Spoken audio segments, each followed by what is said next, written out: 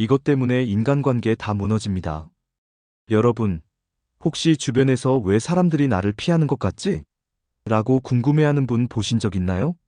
아니면 예전엔 친했는데 요즘엔 연락도 안 하네 하며 아쉬워하는 사람 말이에요. 사실 인간관계가 무너지는 건 대부분 큰 사건 때문이 아니에요. 마치 댐이 한순간에 무너지는 것처럼 보이지만 사실은 작은 균열들이 계속 쌓여서 결국 터져버리는 거거든요. 오늘은 그런 작은 균열들, 즉, 우리가 무심코 하는 행동들 중에서 인간관계를 서서히 망가뜨리는 5가지 습관에 대해 이야기해 보려고 해요. 이런 습관들은 마치 몸속의 바이러스처럼 처음엔 별것 아닌 것 같지만 시간이 지나면서 관계 전체를 병들게 만드는 무서운 존재들이에요. 첫째로 상대방이 말하는 중간에 끼어드는 습관입니다. 이거 정말 많은 사람들이 하는 실수인데 본인은 전혀 모르는 경우가 대부분이에요. 상대방이 어제 회사에서 정말 힘든 일이 있었는데 라고 말하기 시작하면 아, 나도 비슷한 경험 있어. 그때 내가 하면서 갑자기 자기 이야기로 돌려버리는 거죠. 이런 행동은 마치 상대방이 정성스럽게 요리하고 있는 음식에 갑자기 소금을 확 뿌려버리는 것과 같아요. 상대방은 자신의 경험과 감정을 차근차근 풀어내려고 했는데 갑자기 화제가 다른 곳으로 넘어가 버리니까 허탈함을 느끼게 되는 거예요. 처음에는 뭐 그럴 수도 있지 하고 넘어가지만 이런 일이 반복되면 이 사람은 내 말에 관심이 없구나라는 생각이 들기 시작해요. 특히 요즘은 SNS 문화 때문에 이런 현상이 더 심해진 것 같아요. 모든 게 빠르고 즉각적인 반응을 요구하다 보니까 상대방 말을 끝까지 듣는 인내심이 부족해진 거죠. 마치 유튜브 영상을 2배속으로 보는 것처럼 대화도 빨리빨리 진행하려고 하는 거예요. 하지만 진짜 소중한 관계는 느린 음식과 같아요. 천천히 우려내야 진짜 맛이 나는 차처럼 대화도 충분한 시간을 두고 서로의 이야기를 들어줘야 깊이가 생기는 거거든요. 상대방이 말하는 걸 끝까지 들어주는 것만으로도 이 사람은 나를 존중해주는구나라는 느낌을 줄 수 있어요. 둘째는 듣는 척하면서 스마트폰만 보는 태도예요. 이건 정말 현대인들의 고질병이라고 할 수 있을 것 같아요. 상대방이 진지하게 고민을 털어놓고 있는데 고개는 끄덕이면서 눈은 폰 화면에만 고정되어 있는 거죠. 응응, 맞아라고 대답은 하지만 정작 내가 뭐라고 했는지 기억나?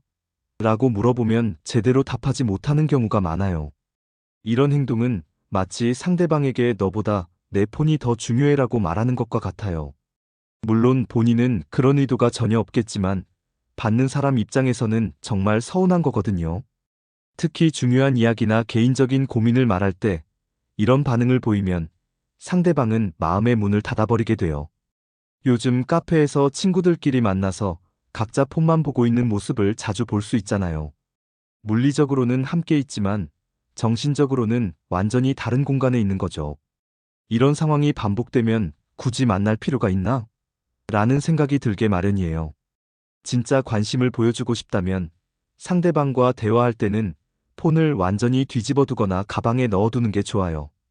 눈을 맞추고 고개를 끄덕이면서 정말 그랬구나. 힘들었겠다라고 진심 어린 반응을 보여주는 거죠. 이런 작은 변화만으로도 상대방은 이 사람은 정말 내 말을 들어주는구나라고 느낄 수 있어요. 셋째, 농담이라는 이름으로 상대방을 깎아내리는 말을 하는 습관이에요. 장난이야, 농담이었어라는 말로 포장하지만 사실은 상대방의 자존심을 건드리는 말들을 하는 거죠. 너 요즘 살 좀 쪘네? 하하라거나 역시 너는 센스가 없어라는 식의 말들 말이에요. 이런 말들은 마치 설탕을 입힌 독과 같아요. 겉보기에는 달콤해 보이지만 실제로는 상대방의 마음에 상처를 남기는 거거든요. 한두 번은 뭐 농담이니까 하고 넘어갈 수 있지만 계속 반복되면 이 사람은 나를 무시하는구나라는 생각이 들게 돼요. 특히 다른 사람들이 있는 자리에서 이런 말을 하면 더욱 치명적이에요. 상대방은 민망함과 분노를 동시에 느끼게 되거든요. 왜 하필 다른 사람들 앞에서 나를 창피하게 만들지? 라는 생각이 드는 거죠.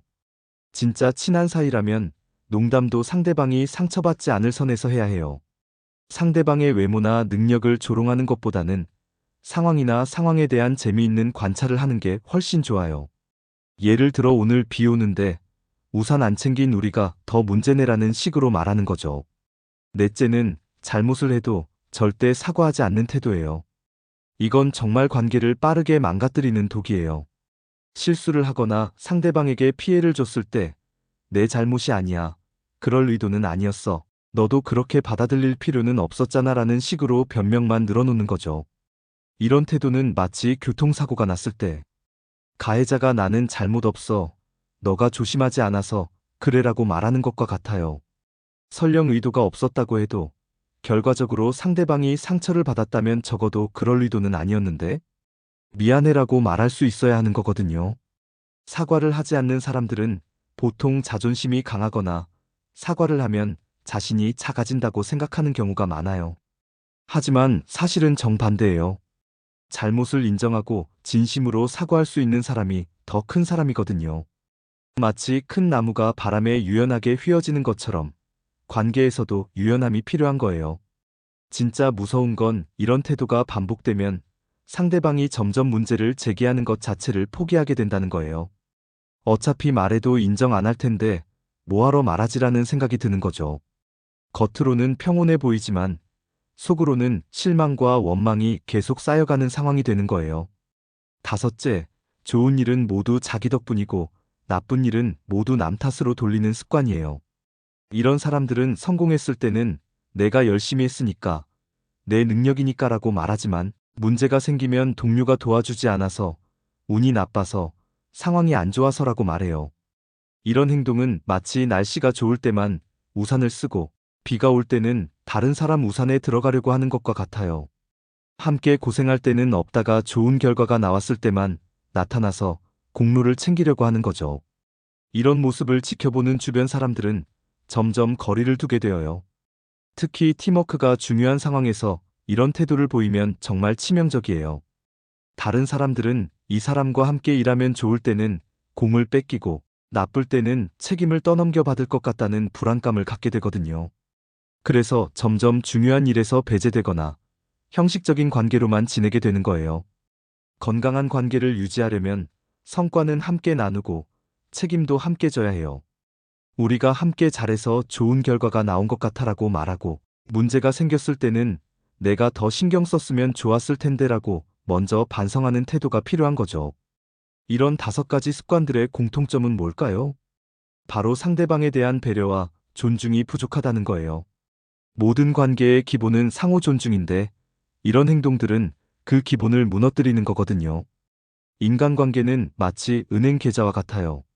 좋은 행동과 말은 입금이고 나쁜 행동과 말은 출금인 거죠. 계속 출금만 하고 입금을 하지 않으면 언젠가는 잔고가 마이너스가 되어버려요. 그리고 한번 마이너스가 되면 다시 플러스로 만들기가 정말 어려워지는 거예요. 그럼 어떻게 해야 이런 습관들을 고칠 수 있을까요? 먼저 자기 자신을 객관적으로 관찰해보는 연습이 필요해요. 대화할 때 녹음을 해보거나 믿을 만한 친구에게 솔직한 피드백을 요청해보는 거죠. 처음에는 충격적일 수도 있지만 문제를 인식하는 것이 해결의 첫걸음이에요. 그리고 상대방의 입장에서 생각해보는 연습을 해보세요. 내가 이런 말을 들으면 어떨까? 내가 이런 대우를 받으면 기분이 어떨까? 이런 질문들을 자주 해보는 거예요.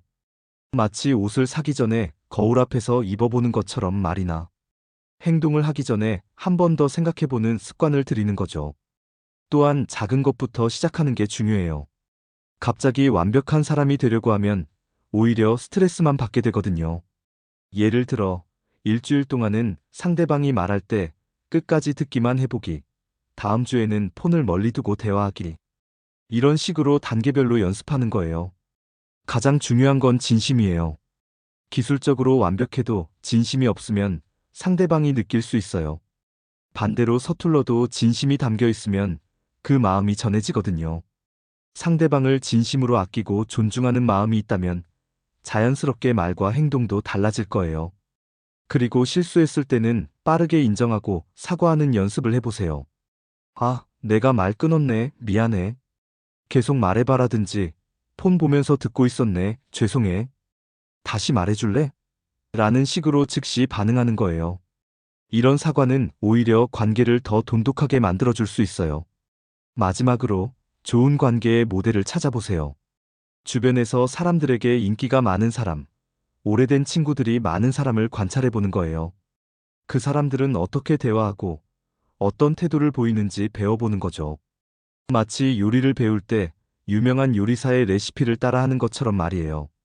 인간관계는 하루아침에 만들어지는 것도 아니고 하루아침에 무너지는 것도 아니에요. 매일매일의 작은 말과 행동들이 쌓여서 만들어지는 거거든요. 오늘부터라도 이런 나쁜 습관들을 하나씩 고쳐나간다면 분명히 더 따뜻하고 의미 있는 관계들을 만들어갈 수 있을 거예요. 기억하세요. 관계는 서로의 마음을 담는 그릇과 같아요. 그 그릇에 균열이 생기면 아무리 좋은 마음을 부어도 새어나가 버려요. 하지만 그 균열을 잘 메우고 관리한다면 더 오래, 더 깊이 서로의 마음을 담을 수 있는 단단한 관계가 될 수 있답니다.